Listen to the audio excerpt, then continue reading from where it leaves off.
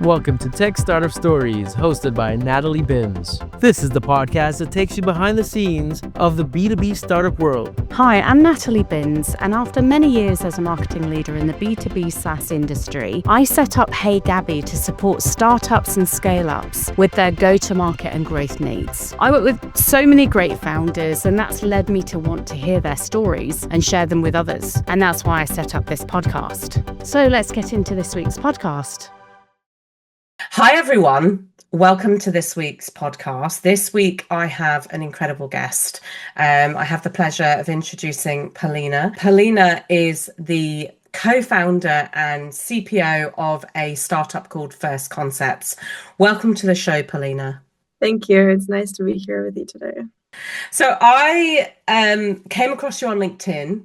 And I have to say that your background is incredibly diverse. You've done so many different things, creative, architecture, so many different things. So tell me all about that. I did a lot of different things, and creative directors was a freelance part. And I started as an architect. So I was and I always dreamt of being an architect. And there were two things that I actually wanted to do when I was younger. One was advertising, and I remember watching all the ads on TV back in Russia. That's where I'm from. And from the first seconds of the ad, I would be like, I would know what the brand is, and there would be like the main phone service brand or like the main bank. And like from the first moments of the ad, you can definitely know because the brands were so strong. Or like Twix ads or like Snickers ads, like you would always know that is that specific ad. And like from the very first seconds, and that always fascinated me. I was literally sometimes waiting for ads more than I was waiting for what was on TV. But in Russia, to study advertising, you had to do history and social sciences as the main exam to get into the university. And now I know I'm dyslexic. That time I didn't know that. I was just bad with everything that was related to words and writing. And I knew that there is no way I'm going to be taking a history exam. Like my strongest subjects are maths, physics, and IT and coding. Like that was like my three strengths, and languages were not one of them. And so advertising was kind of out of the way. And then another one was from the most creative disciplines at the time when we didn't really know what is UX UI design. We didn't really know what is product design. It was still kind of coding. We knew that. But yeah, the rest was kind of still new professions, I would say. So I got obsessed with architecture. I was like, I'm going to be an architect. So I went to England to pursue that, and I moved here when I was 16 and went to school here, and I was obsessed with architecture. I was like, I will be an architect, and I always wanted to be a founder. And I had my first business when I was a kid, selling bracelets and making them and selling them in school for guys. There was like my bracelets shop for guys. And I thought that I would have an architecture company. That was a goal. And on the course, when everyone was saying that 7 years degree is too much, I was the one saying like, no, 7 years, and then I'll open my architecture company, and we're going to be working around the world, and I will be the next Zaha Hadid, and I would go to all these female founder architect talks. But then, and then my best friend was actually a startupper. Not a startupper. He was a student who really wanted to be a startupper.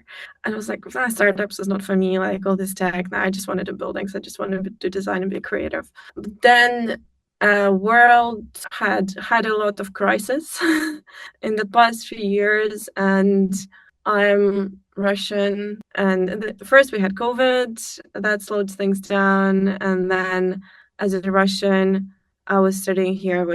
Thankfully, I come from a good background family with my parents' support. I'm not going to be telling a story that's not true. So, like, I was lucky to have family that can support me being abroad and study here. But once the war started, that became also very complicated. And I decided that I'm going to go straight to work, and I'm not going to continue my 7 degrees of university, and just went straight to work. And it was an interesting pivot moment when I always thought that coding never going to be useful for me. But actually, an architecture company, they saw that I can code and brought me into the innovations department. And that's where I started doing more of the UX UI product manager role in the first time in my career. And it's kind of all the skill set that blend, and then doing anything creative on the side. So friends would come to me for branding, and I would be like, okay, branding. And then they would come to me for, I don't know, an experience design, an exhibition design. And that's kind of how I moved more in the art direction scene. And for anything, so would take anything creative, from sewing to doing a massive event or a massive conference, to building a community, to doing a brand design, and on the side continuing to code. And then yeah, sustainability was also a big passion, and I feel like overall, to not tell the whole story in the detail, I feel like most creative people and most founders just have a lot of passions. And I would say I've just spent my early 20s exploring all the passions I had and seeing where it's going to come, like where it's going to go, and where it's going to bring me to. Was I thinking that I'm going to be doing a startup in advertising, which was my original passion? No, I wasn't. I was just trying out things. And most of my friends and family were saying that, oh, you're just not doing anything too serious. I'm like, no, I'm doing everything fucking serious. I'm just doing a lot of things to explore what I want to concentrate on. So that's a wrap up. Amazing. So given all of that information, it must have been quite difficult to go from having this really strong mindset of, I'm going to be an architect, I'm going to build an architect business, and then so many things that are out of your control. You've mentioned COVID, you mentioned the war, but how have you managed to make that shift a really positive one, from that initial dream that you had, where you'd almost committed your life of 7 years before you would kind of move forward? It was a challenge for sure. And at some moment, I thought that I'm going to go back to architecture. And there was a year when I was at the breakdown, like thinking that, like, giving up on my dream for sure. And that wasn't easy. And I remember talking to a friend of mine that's also a founder. And she just said, like, you need to make a decision and like be and live with that decision and just be calm about it. And that was the time when I was like, okay, in reality, am I passionate about just being an architect, or am I passionate about the creativity in its pure form? And I was already doing a lot of UX UI design at the moment and product design for just friends and supporting them. And I realized that it wasn't really the architecture that was driving me. It was more about the service design and the systems design. And then you can apply it in different mediums. And so I was very keen on understanding, like, what does the person think and feel when they move through space? But in the product, we're thinking about what does the person think and feel when they're moving through a digital experience. And the approach and thinking about is actually quite similar. It's more that the tools that you're using to develop that is different. So, and I just kind of became calm about it at some point. It's like, okay, I'm still doing the thing that I was deeply passionate about it inside of me. I'm just using a different medium to deliver that. I think it's really interesting because you talked about your strengths in the science and mathematics side of education, but you have this strong passion for creativity. And often people kind of say, "Oh no, the two are very different. And creatives can't be into science and maths, and likewise the other way. You can't be creative if you're very analytical and scientific and such in that way." But I know many examples of people that have strengths in those areas but are super creative, and they need that creative outlay. How do you balance this creativity that you get to bring to your role now with the kind of logical mathematic and science side of your brain, so to speak? I feel like, yeah, I agree with you. It's just very misunderstood.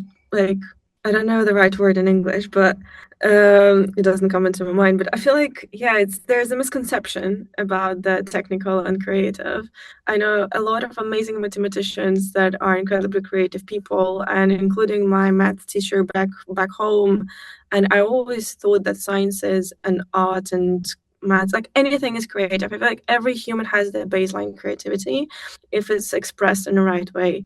Coding and providing a tech like part of the product, our CTO is incredibly creative, and like each of us has our own outlet, and for me, it's visual and problem solving, and that can be combined in different ways. And basic, in my mind, being creative is a skill of solving problems, also in a different way, which are not as obvious. And maths is also about that, and physics is also about that. Like any science is about that. And this is how you push it forward. To me, is you look at how to do things differently for specific reasons and try to find this like logical chains and solutions. But yeah, for me, I guess I'm a very aesthetically driven person as well. So that's where it comes as the creativity of the visual part.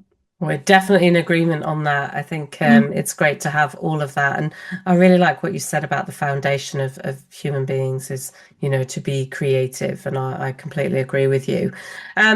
So you made the decision. I know you did a few things, but tell me about how First Concepts came about. How did you meet your co-founder? Talk to me about how you went from I'm not going to do this to right, I'm going to be a founder of this business. Yeah, it was also a woman journey. I started doing a creative agency actually to start with after quitting my job, full-time job. And for half a year, I was just freelancing, doing different projects, and then realized that there was one part that was after quitting my sustainability job. And there was one part that was inside of me that had an idea of doing a completely different startup, still in architecture domain.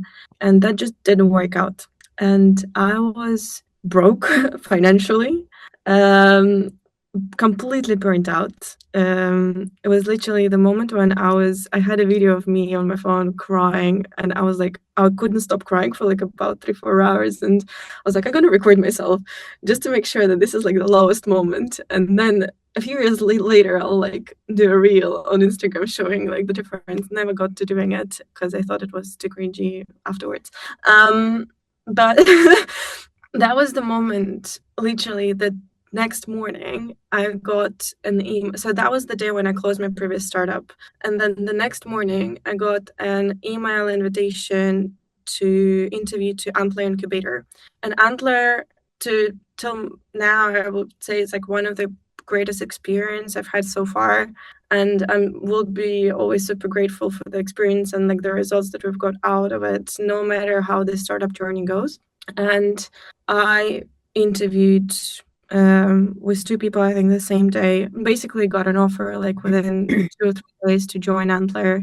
And it was just an incredible moment of, as you mentioned before when we were just chatting, like highs and lows. It was in a span of a week, I was at the moment of like, I don't know how I'm going to live for the next month. I have no money. I have no energy to do anything. I don't want to apply for jobs. I literally was thinking about going back to Russia at the time, and I was like, well, going back and now also not the best way, not the best thing to do with my life. And then going into Antler, and it was just such a huge emotional jump. And I met my co-founders in Antler, and they're great guys. We're 3 co-founders, and there was a great quote from one of our coaches that once you meet the right team, you start moving so much faster. And then I met first my co-founder Connor, and we spent the week working just 2 of us. And it was so just that like we didn't do twice more as 2 people. We did like 10 times more in 1 week. And then we're looking for a technical co-founder, and that's when we started speaking to Maren. Like he also joined it like in a day, and in a weekend we made a prototype of our first version. And it was just when the synergy combines, like you can really feel it. And for example, I was doing a previous startup, and my co-founder was a great technical person and a great person in general. But now I know what the true match of being co-founders feels like, and how much you can do when you have the right team, which is fully dedicated to the mission, and how fast you can move. Like sometimes we get weeks when I'm like, with all of my background, I could have not thought that we could move as fast as we do sometimes. It's funny because you've just described going from, rock bottom, and I've heard this phrase so many times that it's always darkest before the dawn, to suddenly a new chapter, a new door opens. Everybody talks about this, and you don't believe it when you're in that really awful space. Like you said, you were crying. You didn't know what was going to happen, but you were at your lowest point, and then you never know what's coming around the corner. And it can change everything. But I love that you talk about the chemistry with your founders. And we've talked about this on the show before, about almost the co-founder relationship is a marriage, it's a relationship. And so you can have good relationships. Like you said, you've had a great co-founder in the past, but then you can meet your soulmates and it work and fit like a glove and work perfectly. And it sounds like that's exactly what you've done with these two co-founders, which is incredible. So tell us, what is First Concepts all about? What do you do? What's the product all about? So the product is a digital canvas where you can work with generative AI, and there are a few competitors out there. But our main approach is not to think about it as just generative canvas, which is suited to our main use cases, advertising, and we can do very fast script breakdown and very amazing. Like, we've got the style and consistency probably better than anything in the market from my internal testing, and I can probably say so. But our main approach as a company is protecting creative and understanding taste. And there is a lot of kind of fear in the industry with the Gen AI that it's going to overtake creatives, and that AI is a bit of a slot machine of generation. While for us, we do believe, all three of us do, that creativity and the human creativity is the most important thing. And this is this thing that we want to protect with our product. So we don't do like a one prompt shot videos or anything like that. We lead creatives and support them on the journey from going out to save references, and in one click from any website you can save references to our product, which then analyzes it at context and sets a style. So we understand the context of the project that you're working on and the direction that you're taking as a creative, how you're approaching the development of this project, and this whole context starts informing your workspace more and more, and starts to develop around you as a creative rather than just being a generative canvas. So we are about optimizing context, learning what the creative DNA is of this specific user, how it can be applied within the product and within the canvas. So then when the user gets to the generation side of things, to the image generation, video generation concepts, this whole context starts enhancing their final work. And if they set any characters, any product shots, everything is consistent, the style is consistent. It feels like their idea and their work rather than on a one prompt generation, because everything they've saved as a brief uploaded, as the brand guidelines from the client, as the inspiration that they're basing off, as the thoughts of their direction, it's all aggregated in the context that AI they can use to enhance the work. But yeah, the main goal is protecting human creativity and human taste, even in the era of AI, and leveraging AI to do it. I think that's really smart, and I love that you're protecting that entire valuable function of the workforce, which I've had many conversations with creatives about the fear of what AI is bringing, and the reality is AI in its truest form of go and create me an image is never going to be as good as a graphic designer. They're smart, they're clever, but the detail and the context that you're focusing on is much more important, especially for any brand that's in a B2B environment or a B2C environment, where they know exactly what they want to communicate, but they need that extra support to kind of do it at scale. Yeah, and also imagine a creative, like, we use so many different products and programs and web apps and desktop apps. There's so much context switching, there's so many tab switching. You have Slack, email, WhatsApp, Figma, all the generative AI tools, Photoshop. Like, also none of this is integrated together. The context is lost across so many different tabs and context switching. Also, I wouldn't say for all creative people, but for myself and for a lot of other creative people I know, like any distraction just gets you out of the flow and you're lost, like your idea just vanished away. And like we really want to protect that focus, and that's why we're not building like a siloed ecosystem. We're building a very cross-linked integrated tool, so that, I don't know, you're generating in Midjourney, you can one-click save something to First Concepts. You're looking for references on Pinterest, you can save it in one click to First Concepts. So it's about integrating and meeting the users where they are, rather than siloing them even more, and to making sure that like this context is not lost, and the context can come from all the sources. Yeah. Amazing. And who are you typically selling to? Who's your target audience? Our main clients right now are advertising agencies, mainly independent advertising agencies of different sizes. Some of them are 5 people, some of them are 500 people. So we're working with the likes of Mother, RGA, as design partners at the moment. So we're yet to publicly launch and open doors to a lot more companies. We now have quite a long list of design partners, but actually in a week time, on the 23rd of April, we're doing an event to open doors to individual creatives as well, and there will be a creative sprint event. So the launch is just around the corner, which is quite interesting to speak to you now, and it's it's just about to become more public. Amazing. Well, by the time this goes out, we may have missed that one, but I'm sure it went really, really well. In terms of the plan for the business, you know, there's 3 of you building this company. You're all really in sync with, you know, how you're building the business. You're working really fast. What's your collective vision for where you see First Concepts going in the long term? We have this quote between us that in years' time, when, I don't know, there's like Cannes lines or like this ad that you see on TV, you'll be like, that's made in First Concepts.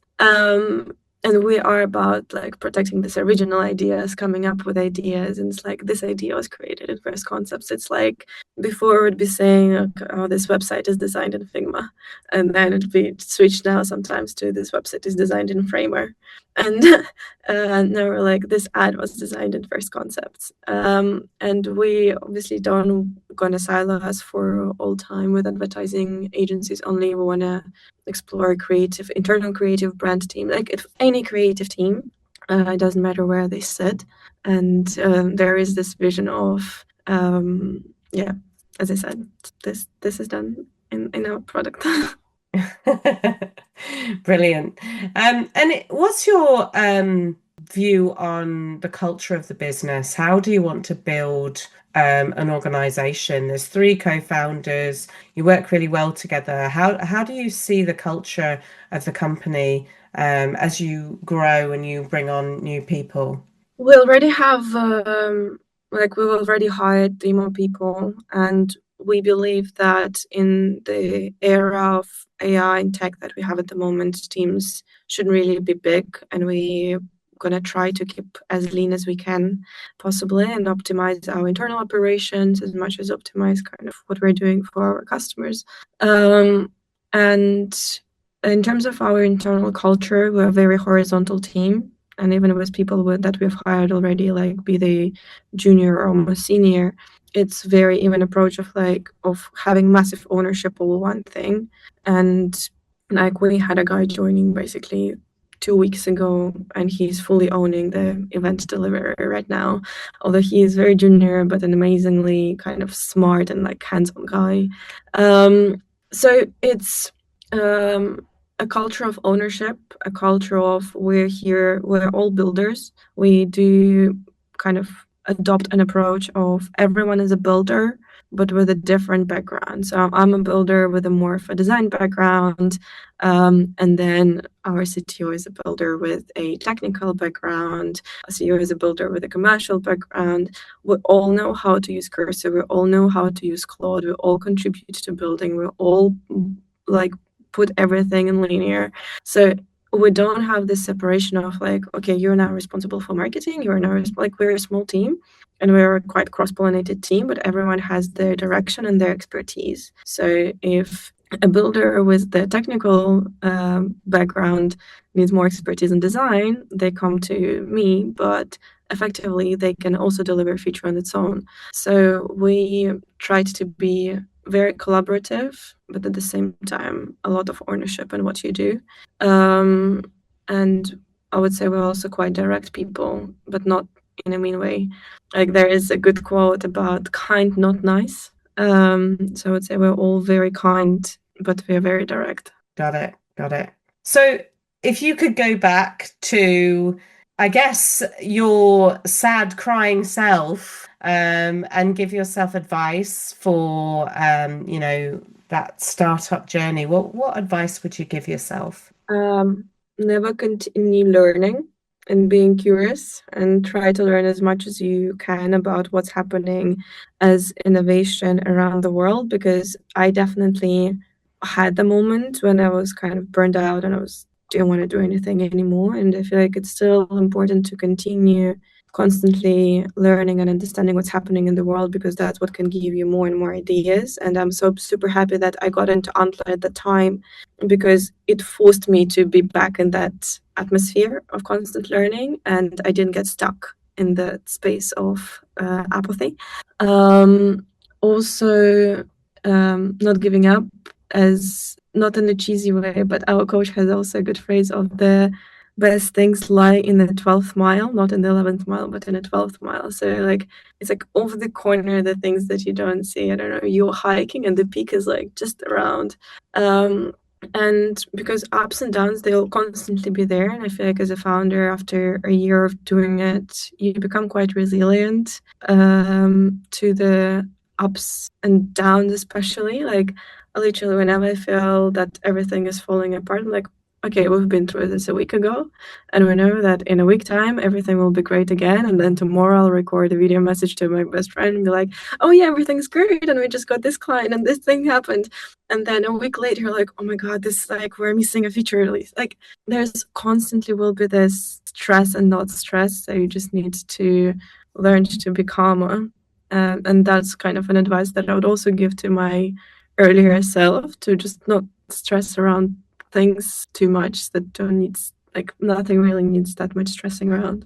What's been the most surprising part of your journey being a founder? I would say the amount of support that you get on your way. And I feel like a lot of people go into the founding, especially post-Russia background people that I know and that I've met, and like Eastern European, let's call it that, is that you shouldn't be telling your idea to people, that you will be scammed, that people won't be supporting you, especially on the female side. And I kind of saw the world completely differently on this journey, is that everyone is helping you. Everyone is trying to connect to different people, to different contexts, to introductions from the commercial side, from the fundraising side. Like we got so much support on our way, even from like random people. I don't know, we were on a skill lift meeting an old VC person, and he just gave us a 15-minute Ryan chat with his advice, which was also a lot of great advice in there. So I would say don't underestimate, like I was very surprised with the amount of help and support we got on our way. And sometimes when we asked for it, sometimes when we didn't ask for it. I think it's just a great part of maybe founders community as well. That's really good to hear, because I think sometimes people have a fear that you don't get any support and it's all doom and gloom and the world is a mess and all those kind of things. So it's good to hear that. So what do you hope to achieve in the next 12 months? Well, there is a little dream, as I said before, that in the next Cannes Lions, someone who wins one of the awards will be like that first concept. And of course, there are traditional things for a startup. Do another round, get a massive ARR. But for myself, as my vision, I just want to be meeting people in a year time that just say, we love your product. Like, we don't leave it, don't kill it. Like, we're using it constantly. We love it. It does save our time. It does save our workflow. We do feel like it understands us, because this is another big part for us. We do want the workspace to feel personal, not to feel generic. It's based on their content. It's based on the user. It develops as the user develops and as the user gives it more context. So I would love to hear that a user coming up to me and saying, like, I do feel like it's my creative co-director, that it does have the taste that I want to translate and the vision that I want to translate. Amazing. I would love to have you back in a year's time and catch up with you and see how the business is going. Yeah, I would love that too. Thank you so much for your time. It was such an interesting conversation. I really enjoyed our chat. Good luck with the business and we'll speak soon. Yeah, nice to meet you, Natalie. That's it for this episode of Tech Startup Stories. Have a story you'd like us to share or a topic you'd want to cover? Reach out and we'd love to hear from you. Until next time, take care.